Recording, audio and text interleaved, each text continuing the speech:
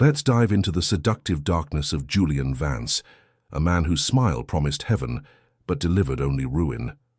Julian Vance was poetry in motion, not classically handsome in the chiseled movie star sense, but possessing an electric, palpable charisma that drew people in like moths to a flame. He didn't just walk into a room, he owned it, effortlessly. His eyes were deep pools of intelligent sincerity, and his voice, a low melodic baritone, made everything he said sound like a profound secret meant only for you. He was a master of presence, making every person he spoke to feel like the single most fascinating individual on earth. This magnetism, this curated air of deep, sensitive connection was his greatest weapon, and he used it not to build relationships, but to meticulously dismantle the financial and emotional lives of the women who fell into his orbit. Julian didn't seek out just anyone. He looked for women who were successful, yet carried a subtle, almost invisible ache, a quiet yearning for the kind of consuming storybook love that he was so adept at mimicking. His targets were women with established careers, solid savings, and a capacity for generosity that he would weaponize. He was searching for love in the modern sense, but only as a means to an end, leveraging their hearts for capital. Julian's predatory approach was never based on chance. He treated his deception like a sophisticated research project. His primary hunting ground was the curated landscape of social media. He meticulously combed through professional networks and dating apps, cross-referencing profiles to build a detailed psychological and financial dossier on his targets. He specifically sought women who exhibited markers of financial stability, promotions, successful businesses, high-end travel, but whose posts betrayed a subtle emotional gap, a yearning for deep connection, cryptic hints of loneliness, or an overemphasis on work suggesting a successful career had outpaced their personal fulfillment. He was looking for women who were strong yet starved for the kind of authentic, consuming love that only he, the master illusionist, could convincingly simulate. His entire process was a cruel study in leverage, identifying the precise intersection of financial strength and emotional vulnerability, and pressing that exact point until it yielded what he wanted. The first woman, Clara, was an architect in her late 30s, independent, stylish, and perhaps a little too trusting of intense connection. Julian entered her life at a time when she was tired of shallow dating, and his depth seemed a miracle. Within weeks, their romance was a consuming fire. Their evenings were a blur of intense conversation, shared dreams, and intimacy so passionate it felt divinely ordained. He would trace the lines of her jaw while reciting poetry, kissing her with a fierce tenderness that felt like a promise.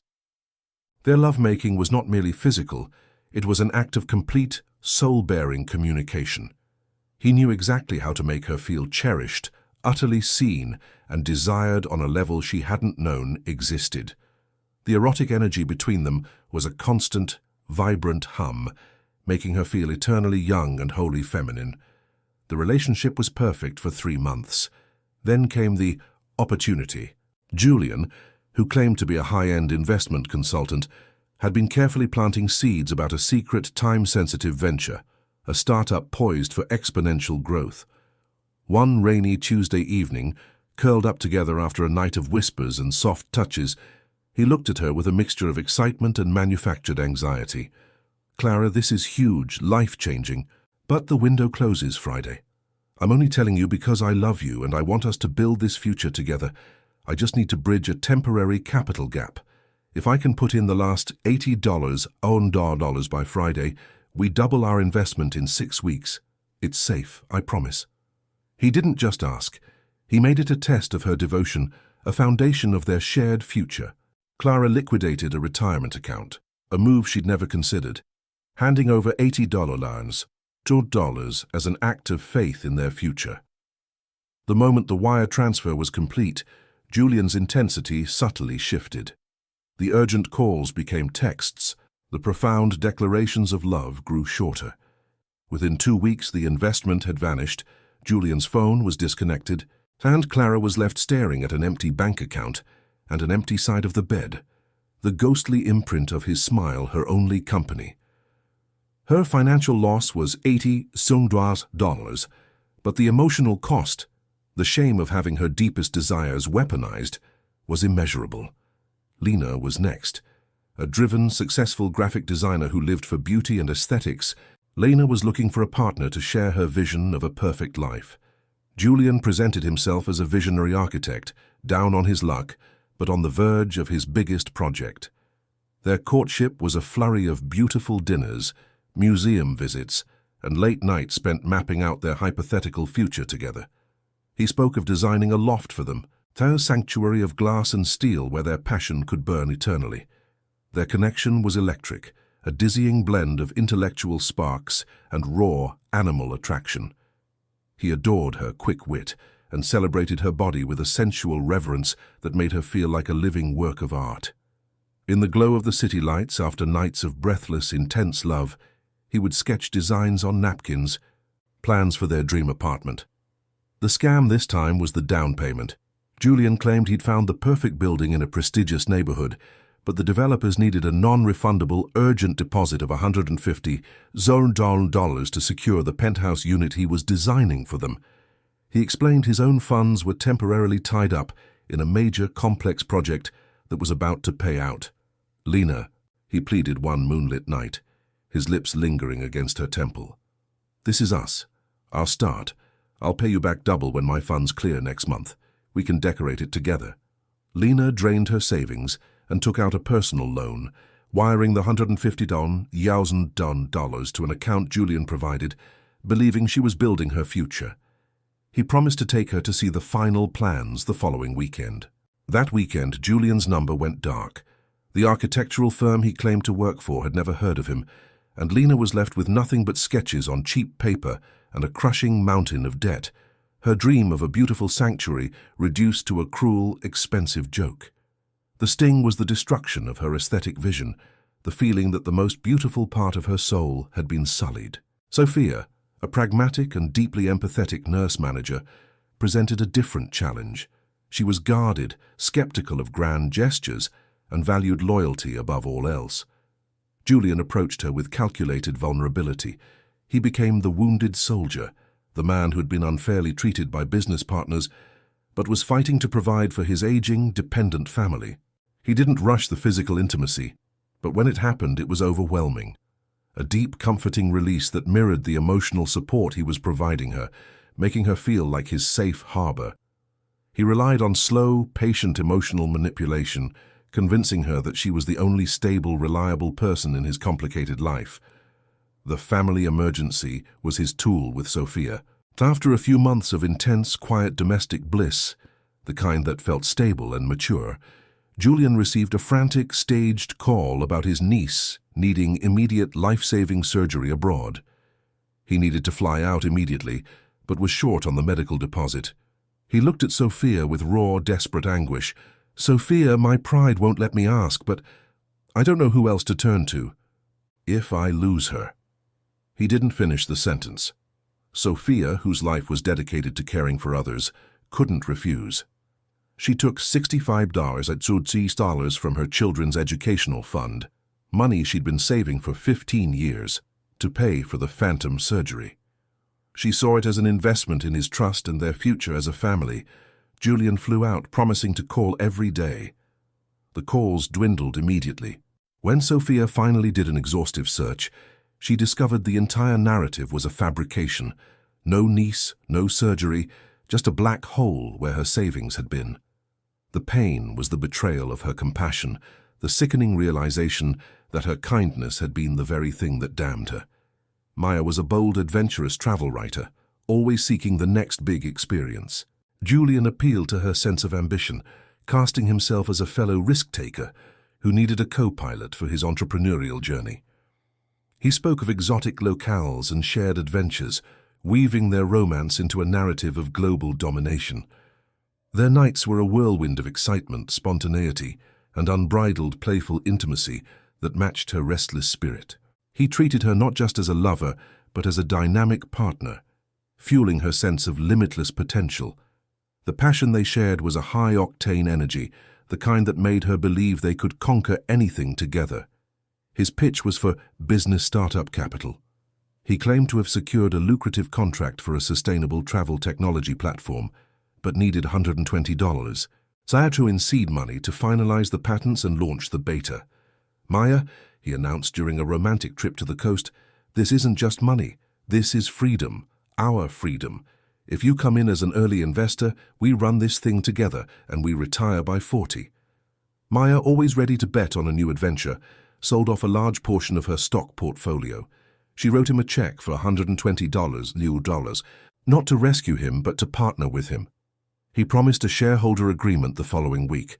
That week, the business meeting Julian claimed to be attending was revealed to be nothing but a one-way ticket out of the city, and the technology platform was a poorly copied concept from an industry trade magazine. Maya's financial loss was severe, but her deepest wound was the loss of her optimism, the feeling that she had been foolishly reckless with her future. The last victim was Evelyn. Evelyn was an executive, cool, collected, and highly suspicious of intense emotion, having been burned before. Julian knew he couldn't use urgency or vulnerability with her. He used something deeper, the promise of absolute, unshakable stability and transparency. He made their relationship about structure and joint effort. He spent weeks insisting on absolute financial honesty, criticizing others for being secretive. The romance with Evelyn was built on a slow, deliberate burn, an intimacy that felt earned and therefore utterly trustworthy. Their love was grounded, yet powerfully satisfying. Her deep connection based on mutual respect, or so she thought, culminating in nights where the physical expression of their bond felt like the sealing of an unbreakable covenant. The final, sophisticated move was the joint bank account. Julian convinced Evelyn that the most efficient way for them to save for their future retirement home was to merge their main savings into a single, high-yield investment account, controlled by both of them. He showed her legitimate-looking paperwork and stressed that this was the highest level of commitment he could offer. He made his own initial small deposit to show good faith. Evelyn, seeing his commitment to a shared financial future, deposited $250,000 of her accumulated wealth. The very next day, Julian used a pre-arranged, separate transfer authorization that Evelyn had unknowingly signed, buried within the account opening documents, to drain the entire account, transferring the balance to an untraceable offshore account. He didn't disappear immediately. He waited until the next morning, leaving her a cold, impersonal note saying he had to leave the country for personal reasons. Evelyn's loss was staggering, $250, Saizu zero, but the shock was realizing her clinical executive-level skepticism had been outmaneuvered by a con artist who played the long game of trust. Julian Vance had extracted over $665,000 from 5 successful, intelligent women, leaving behind a trail of emotional devastation that felt like a virus of self-doubt. The darkness, however, always leaves a mark, and these marks eventually connected. Clara, driven by a need for justice and an obsession to understand how she had been so fooled, had created an anonymous online forum dedicated to sharing stories of financial romance scams. Lena, Sofia, and Maya, each in their own silent hell, eventually stumbled upon this obscure corner of the internet. It was Lena who posted the sketch of the dream apartment and the details of the architect. Sofia recognized the family emergency narrative. Maya recognized the tech platform pitch. And then Evelyn, the last to fall, posted the note and the specific bank maneuvering. 5 separate timelines, 5 different stories of love, passion, and betrayal, all centered on the same man, Julian Vance. Their connection was the beginning of their healing. They formed a private group, a collective of the wronged. At first it was just shared grief and anger, but it quickly transformed into a strategic alliance. They dissected Julian's methods, realizing he had a script: the intense early passion, the calculated vulnerability, the time-sensitive urgency, and finally the vanishing act. They realized the depth of the emotional connection. The intimacy that felt so real was just a sophisticated tool, but in seeing it together, they stripped it of its power. The happy ending wasn't Julian's capture, though justice was eventually served through a complex, anonymous information leak to the authorities that the women orchestrated, using the evidence they had compiled. The real happy ending was the profound learning and the unbreakable bond that formed between them. Clara, the architect, redirected her analytical mind from bitterness to vigilance. She helped all of them rebuild their financial literacy, turning her $80,000 loss into a mission to educate others, running the successful online forum that saved dozens more women from similar fates. She realized the lesson was not to stop loving, but to love with open eyes and a closed wallet until trust was proven, not just felt. Lena, the designer, started painting again, channeling the pain and anger into vibrant, powerful canvases that explored themes of emotional architecture and reconstruction. She realized Julian's betrayal had forced her to define her own worth, independent of a partner's validation. Her learning. True beauty lies in resilience. Sofia, the nurse, learned that she couldn't heal others at the expense of protecting herself. She established boundaries, started investing wisely, and used her saved knowledge to volunteer at a legal aid clinic, helping victims of fraud navigate the system. Her mark was a renewed, fiercer commitment to justice. Maya, the writer, penned a highly successful memoir about the collective experience, a raw, humorous, and deeply moving account that resonated globally. She turned her adventure-seeking spirit inward, finding the greatest adventure was the journey of self-discovery and collective strength. Her learning was that the most powerful partnership is with oneself, and Evelyn, the executive, found her happy ending in the most unexpected way. Through the group, she met another woman who had also been manipulated, but by a different scammer. This woman, named Sarah, shared Evelyn's cool pragmatism, but possessed a gentle, genuine kindness. They started as sounding boards, then friends, then something deeper. Their romance was slow, honest, built not on intoxicating passion, but on verifiable acts of kindness and true partnership. They shared their finances transparently, investing together in a future based on mutual respect and shared laughter, not manufactured urgency. Evelyn learned that stability wasn't boring. It was the foundation of genuine, lasting love. She and Sarah often met with the other women, their circle of survivors, now a circle of support, forever bound by the charmer's mark that led them finally to the light. The marks left were scars, yes, but scars that proudly showed they had fought, survived, and ultimately won. If you love this story and want to hear more like it, please hit that subscribe button. It truly means the world to us and helps us grow. And hey, while you're at it, let's aim for 50 likes on this video. Help us smash that goal. Now,